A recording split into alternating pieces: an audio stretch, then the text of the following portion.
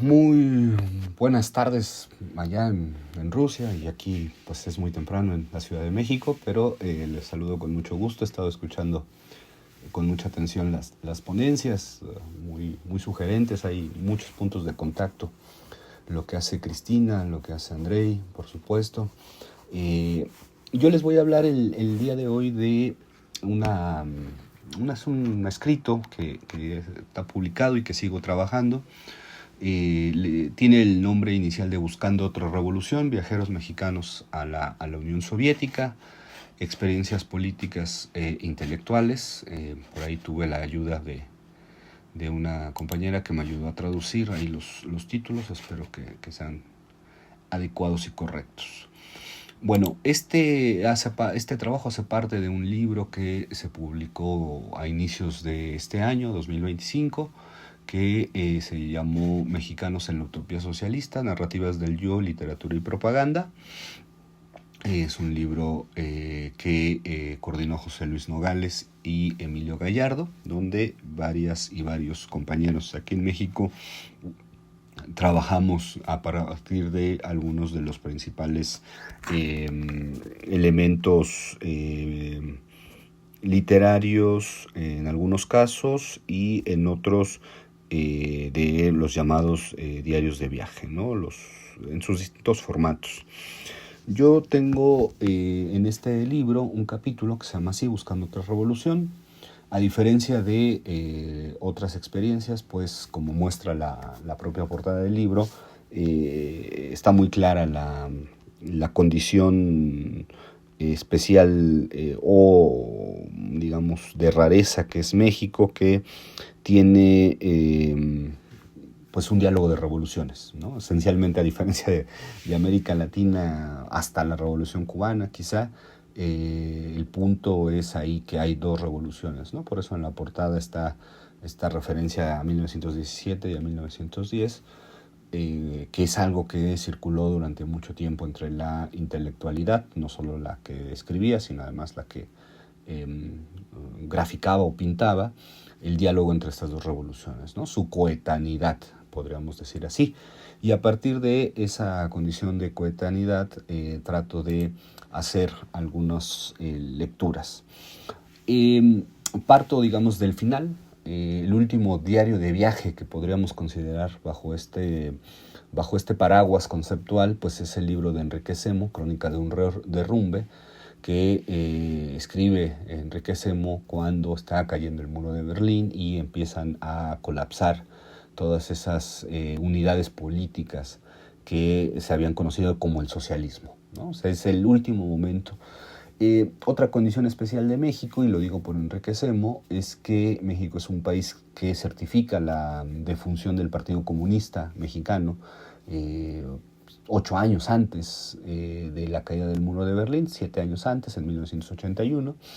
Y es muy curioso que este intelectual que fue muy importante en el Partido Comunista, Enrique Semo, uno de los más importantes, si no quizá el más importante en términos de su producción historiográfica o histórica, sea además el último que con propiedad está certificando la existencia de ese mundo socialista. No es el único, hay algunos otros viajes importantes. Por ejemplo, en 1972, cuando el primer presidente mexicano visita la URSS, es muy tarde, si pensamos que la primera contacto diplomático es de 1924, sin embargo fue hasta el viaje de Luis Echeverría, cuando Luis Espota escribe El viaje, que en realidad es un recorrido por muchos países, entre ellos la Unión Soviética, muy importante la Unión Soviética en ese viaje.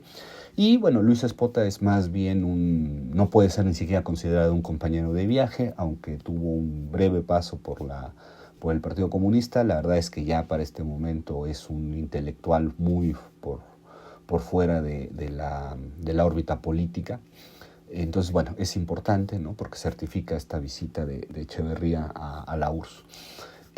Otro caso importante es el caso de Ángel Basols Batalla, 5 años en la URSS, un estudiante mexicano en el país del socialismo, que en realidad Bassols es hijo de el que va a ser uno de los embajadores mexicanos, el primero desde la ruptura en 1928 de relaciones entre México y la Unión Soviética, que es Narciso Bassols Batalla, que es un personaje muy importante en la cultura política mexicana y que le entrega un reconocimiento incluso a Alejandra Kollontai estando él allá como embajador, el Orden del Águila Azteca.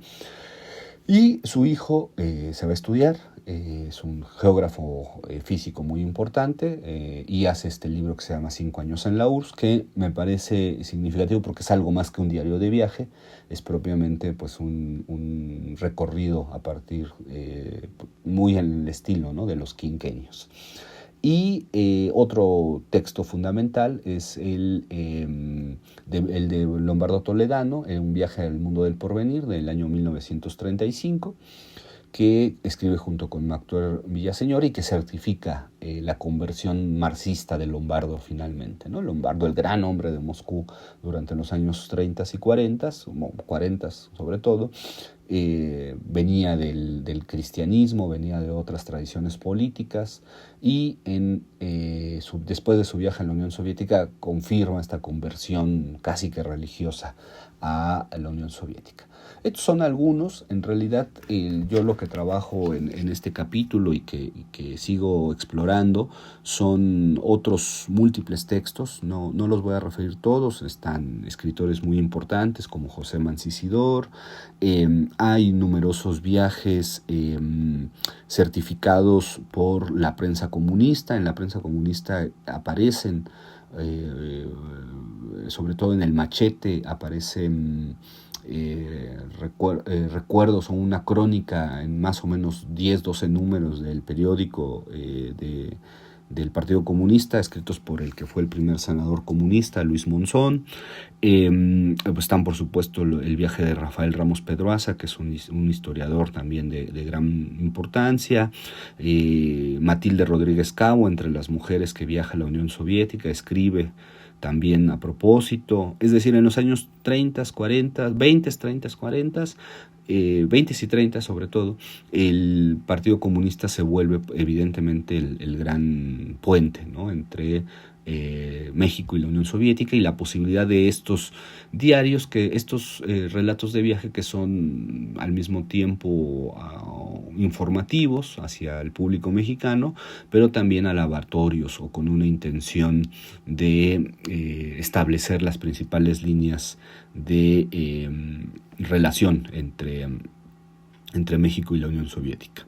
El único caso discordante es el de un expresidente, Abelardo Rodríguez, que fue presidente por un par de años solamente, a finales de los años 20, que hace un libro en el 38 que se llama Notas de mi viaje a Rusia, que es el único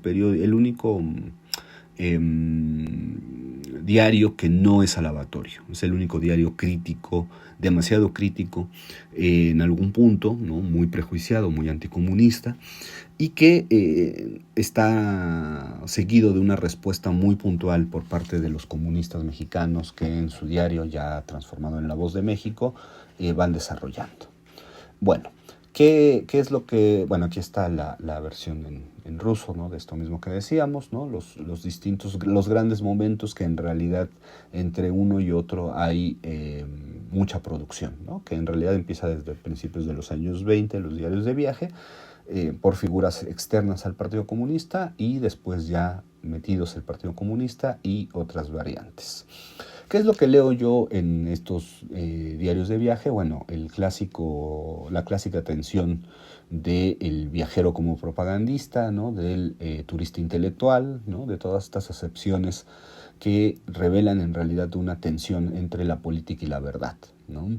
Por ejemplo, el libro antisoviético, que es el de Abelardo L. Rodríguez, que comentaba, él insiste, ¿no?, que fue a Rusia sin prejuicios, ¿no?, y si no le llama Unión Soviética, le llama Rusia, por ejemplo, ¿no? Jesús Silva Herzog, que fue otro de estos embajadores que también dejó un testimonio breve fue embajador y breve fue su testimonio, que se dice hay una opción, una oposición más cercana a la verdad, ¿no? Él trata de, dice, construir una visión más cercana a la verdad. Cardosa y Aragón, que es guatemalteco, pero que vivía exiliado en México y que produce su diario de viaje en México, dice, ningún libro me dio lo que solo la realidad podía darme, ¿no? En referencia a su viaje. O el economista Moisés T. de la Peña certifica, yo lo vi, ¿no? Y esto lo encontramos absolutamente en todos los diarios de viaje o en todos los libros que tratan de relatar la experiencia soviética, todos asumen la verdad, o sea, asumen que su mirada es la verdad, ¿no? Y que todos iban abiertos a encontrar la verdad de la Unión Soviética, ¿no? Entonces, esta es una de las regularidades que entre 1922-23, que es el primero que yo encontré, y 1989 está atravesando absolutamente todos los trabajos. Independientemente de la afiliación política, independientemente del momento político, independientemente de los cambios ideológicos, todos asumen que están dando la verdad de la realidad soviética, ¿no? Pasa efectivamente de un momento muy proclive a la alabanza a visiones un poco más críticas. Pero aún esas visiones críticas, ¿no? Hay el caso de un periodista comunista que está estacionado en la URSS, que es el enviado Juan Dush, en algún momento dice, bueno, esto no es ni el infierno ni el paraíso, ¿no? Y pensemos en un comunista en los años 60 diciendo, bueno, la Unión Soviética ni es un gran lugar donde todo es perfecto, pero bueno, tampoco es el peor de todos los mundos, ¿no? O sea, ya estamos, a pesar de esas diferencias, todo el mundo asume que está contribuyendo a la verdad, ¿no? Y un poco lo que me pregunto yo, aquí traigo, y aquí en conexión con algunas de las intervenciones, por ejemplo la de Andrei, ¿quiénes son los que están dialogando con la Unión Soviética, ¿no? Bueno, una parte es la Sociedad de Amigos de la URSS, ¿no? Aquí hay dos carteles que encontramos recientemente en el archivo del Centro de Estudios del Movimiento Obrero y Socialista, uno en conmemoración del 19 aniversario de la Revolución Soviética, y el otro es la campaña nacional para restablecer relaciones entre México y la URSS, que había toda una campaña a finales de los años 30 y principios de los 40 por el restablecimiento de las relaciones, ¿no? El segundo cartel sí, es hecho por Renaud, por Josep Renaud, que, bueno, en conexión con la ponencia de España, pues es un personaje muy importante, ¿no? En la gráfica y en la hechura de los carteles. ¿Quiénes son los que van a viajar entre 1920 y 1989? Son comunistas, esencialmente. Hay una gran cantidad evidentemente, de emisarios comunistas que por distintas vías viajan a Moscú y a partir de Moscú a muchas otras regiones de Rusia. Son los socialistas. Recordemos que en México, además del comunista, está la versión alternativa, que es la versión de Lombardo Toledano, el socialismo que es prosoviético, ¿no? No son comunistas, no están en el partido, pero expresan una visión marxista o una visión que dialoga con la Revolución Mexicana desde el marxismo, que serían los socialistas, y la estela de los nacionalistas mexicanos, ¿no? La estela del general Cárdenas, la estela de las figuras como Heriberto Jara, que también es premio Stalin de la Paz, y muchas otras figuras de la intelectualidad vinculadas al nacionalismo popular, ¿no? Son aliados en momentos especiales, son compañeros de ruta en la acepción clásica de esto, y también son militantes, ¿no? Entonces, la SAURS, ¿no? La Sociedad de Amigos de la Unión Soviética, es el momento de síntesis de muchas de estas expresiones, ¿no? Aquí aparecen algunas figuras como las que se mencionó en la ponencia anterior, ¿no? Como Carlos de León, ¿no? El poeta venezolano, el propio Otero Silva, ¿no? Que por esos años está en México, que es un punto de conexión y que va a ser el punto de irradiación, digamos, del momento más esplendoroso de vínculos o de viajes. A partir de distintos, de estos distintos trabajos, diarios de viaje, crónicas y otras muchas variedades, yo encuentro una temática fundamental, que es la del tiempo político. O sea, todos estos viajeros están pensando en el tiempo. Y entonces, bueno, aquí hay algunas frases, ¿no? Por ejemplo, Leopardo, que es un español que publica en México un diario de viaje, es el primero, en 1922, dice que su confianza en el porvenir es tan grande como la certeza del cristiano. Lombardo Toledano dice que se está destruyendo para edificar, ¿no? En una versión de futuro. Villaseñor dice que hay una actitud de confianza total hacia el futuro, ¿no?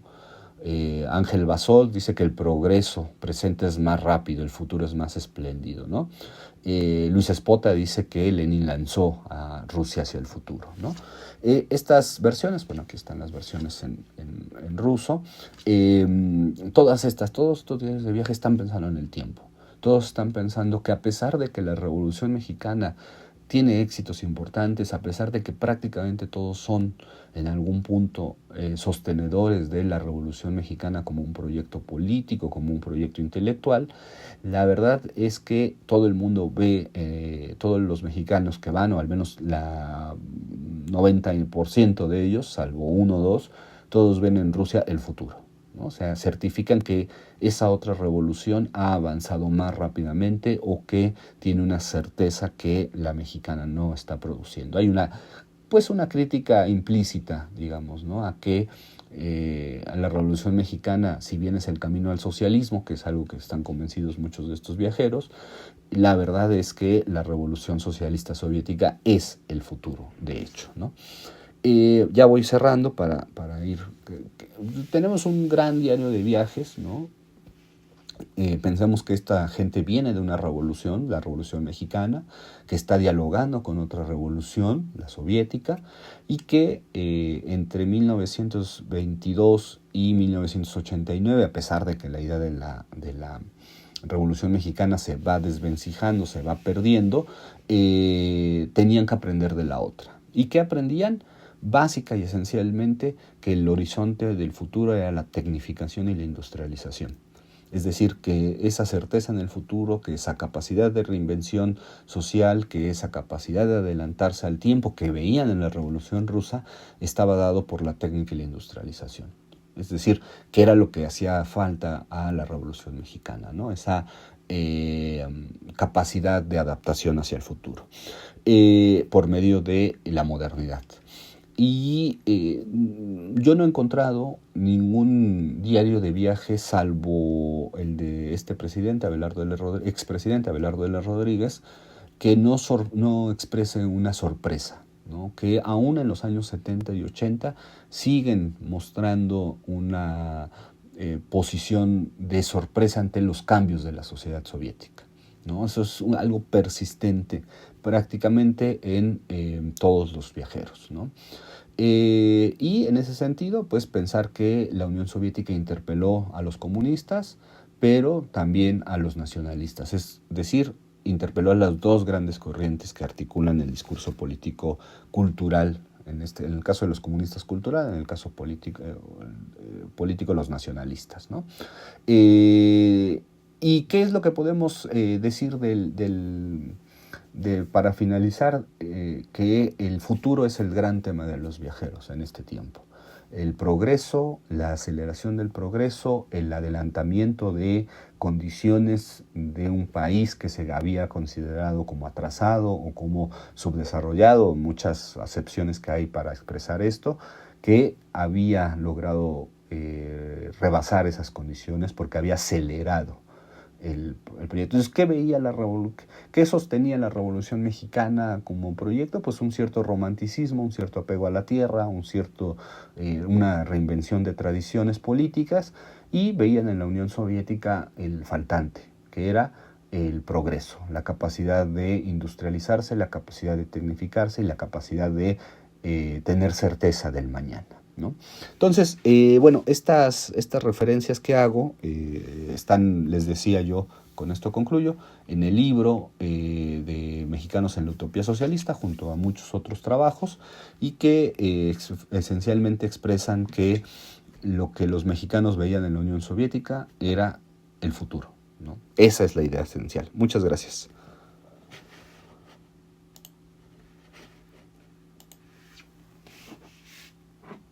Bueno, muchas gracias. En realidad tenemos que hacer un break por, nuestro, por nuestras exigencias orgánicas.